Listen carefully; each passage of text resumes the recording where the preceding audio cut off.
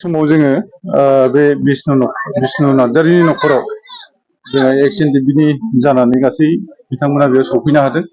लोगोसे बाटासिपुर ओनसोलनि गासै रायजो राजाफ्राबो बेवहाय दङ आरो गिबियाव दिनैनि बे बर'नि मिडिया चेनेलनि गासै दैदेनगिरिफोरखौ जों बरायना लाग्रोबाय आफादनि जानानै।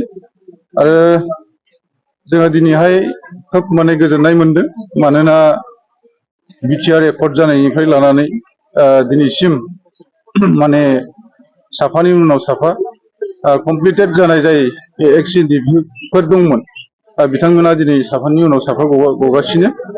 बिनि थाखाय जोङो साबायखर होनांगोन जोंनि गासै बर' हारिनि रायजो राजाखौ। आरो बेजों लोगोसे सिगांनि आरो दानि जि सरकारफोर दङ, बिथांमोनखौबो जों साबायखर होदों। आरो लोगोसे जोंनि सनितपुर डिस्ट्रिक्ट एक्स-एन-डि-पि जानानै जोङो गोबां समाव गोबां खामानि मावबोबाय ओनसोलनि जानानै। आरो ओनसोलाव जों खोब सिन्था सरसा खालामदों जाहाथे बेबायदि मानसिया जोंनि दिनैनि दिनाव जोंखौ जे लोगोआव मोनफिनबाय, जोङो हामबाय होनदों। आरो बेजों लोगोसे जों मैयानिफ्राय जि कर्टनि सेसनाव जि नांनाय आयेनगथ' नांनाय, बे नांनायाव खोब जों खस्थ' खालामखाबाय। आरो जों नुदों जे बेहाय गोबां जेंना जेंगोनानि गेजेरजों बिथाङा दिनै गबाय। मैयानि दिनावनो गनांगौमोन, नाथाय गहोनो हायासै।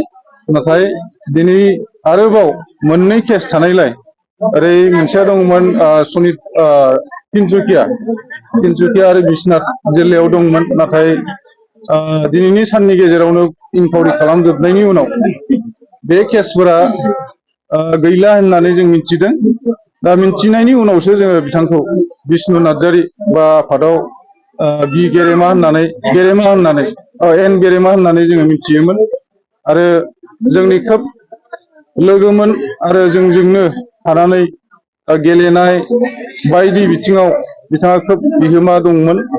बेनिखायनो दिनैनि दिनाव खोब मोजां मोनदों, खोब गोजोनदों। आरो बेबायदि बर'नि बिर जोहोलावखौ जोङो बरायनो मोननानै, बर'नि जि नांनाय जुजिनाय थांनाय थैनायखौ लानानै, हारिनि जि थांनाय थैनायखौ लानानै जि बिथाङा गोलाव सम नांबोबाय, बिनि थाखाय जोङो बर' हारिनि जानानै जों खोब गोग्गादों आरो बिथांखौ जोङो साबायखर बावदों। निस्सय बिथाङा सासे बर'नि सासे दावहारु जोहोलाव, बिर जोहोलाव। जों बिनि थाखाय बिथांखौ मा मुंजों गाबज्रिगोन जों साननानै मोनाखै।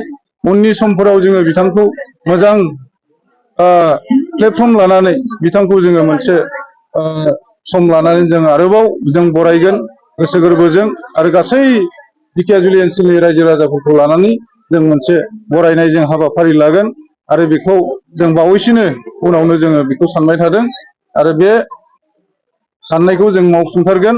आरो गासै रायजो राजाफ्रा बे हाबाफारियाव जों दिनैनो खावलायखादों, बे हाबाफारियाव लोब लोब बाहागो लानो थाखाय सनितपुरबासि बा ढेकियाजुलि ओनसोलनि रायजो राजाखौ खावलायनानै आं दिनै बेखिनियावनो आंनि बुंनायखौ बेखिनियाव फोजोबबाय। गोजोन्थों, खुलुमबाय।